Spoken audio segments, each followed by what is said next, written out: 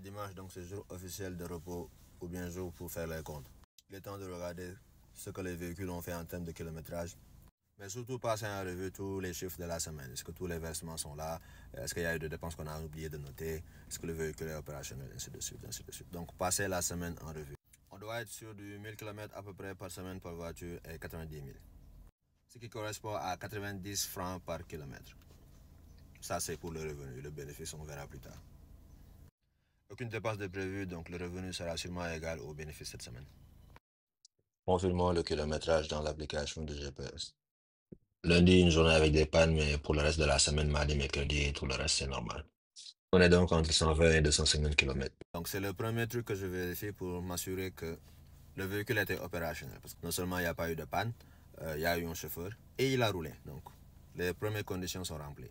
Nous regardons les chiffres. C'est la première chose à vérifier, est-ce que le véhicule a roulé.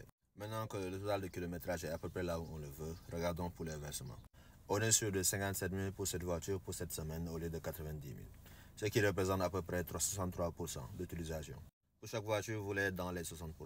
Donc 63% c'est déjà positif, mais on peut mieux faire. Donc demain lundi, c'est inspection chez nous. Comme ça, s'il y a des réparations à faire, on saura où acheter les pièces. Parce qu'on sait tous qu'au Sénégal, pratiquement personne ne travaille le dimanche. Donc ça marche super bien pour nous lorsque l'inspection est coïncide avec la maintenance, donc qui est le lundi, et qui est aussi le jour de repos. Après l'inspection, on saura s'il y a des maintenances à faire. Je pense qu'on est bon. S'il y a la vidange à faire, est-ce que tous les papiers sont corrects? Est-ce qu'il y a eu des dégâts? Quelles sont les responsabilités à situer? Parce que des fois, c'est carrément le chauffeur, donc ça doit être déduit de sa paye. Mais sinon, une inspection qui se passe typiquement bien, c'est une inspection où on vient, on trouve que tous les documents sont là, qu'il n'y a pas eu d'écart de comportement. La conduite était parfaite, le véhicule est revenu en état. Et donc on fait juste la vidange s'il faut le faire. Il y a déjà la fonctionnalité de rappel de documents, donc on n'a pas forcément besoin de le vérifier qu'il y a soit une assurance ou bien une visite technique à programmer. Donc ce check-là est parmi plusieurs checks qu'on fait, qui sont journaliers. Celui-là, c'est le check qui est hebdomadaire. Et typiquement, ça ne prend pas beaucoup de temps. Et voilà, c'est fait pour une voiture en particulier. Ceci représente l'ensemble des activités qui sont faites pour la gestion du véhicule. Ce n'est pas passif, mais c'est plutôt quoi, 10 minutes, 5 minutes, 2 fois par jour. C'est pas beaucoup de travail, franchement.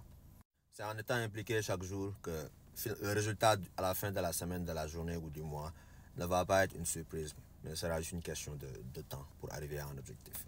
Et ça évite beaucoup de surprises. Voilà comment arriver à un succès dans le VTC avec les taxis. Maintenant, projection pour la semaine à venir. Il y a un véhicule sur lequel on avait changé le moteur.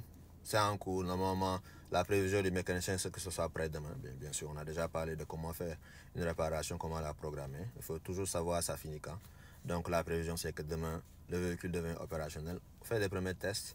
Et la journée qui suit, le chauffeur reprend. S'il n'y a pas de chauffeur, on prend un prochain. On recrute sur la liste. Transformer le recrutement du chauffeur comme un recrutement d'un caissier. C'est une tâche élémentaire qu'il doit faire. Ça ne veut pas dire que c'est facile. Mais cela fait que c'est facile de recruter un chauffeur ou un caissier encore et encore. Parce que tout le monde peut apprendre cela. Et bien sûr, ce sont des gens qu'il ne faut pas négocier parce que c'est justement à cause de que le business peut continuer. On crée de l'emploi en même temps, donc c'est une relation gagnant-gagnant.